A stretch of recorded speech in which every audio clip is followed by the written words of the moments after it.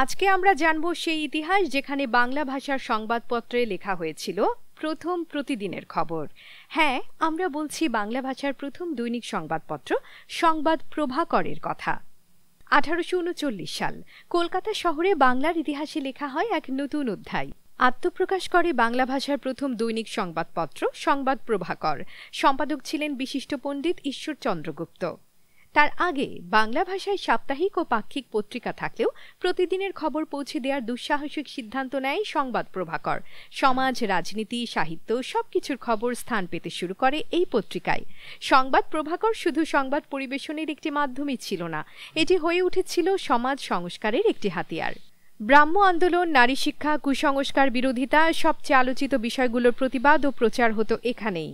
ঈশ্বরচন্দ্র গুপ্ত এই পত্রিকার মাধ্যমে কাব্যিক ভাষা ও হালকা ব্যঙ্গের ভঙ্গিতে পাঠকের মন জয় করেন। ফলে সংবাদ প্রভাকর ছিল শুধু তথ্যের উৎস নয়, বিনোদনেরও এক মাধ্যম।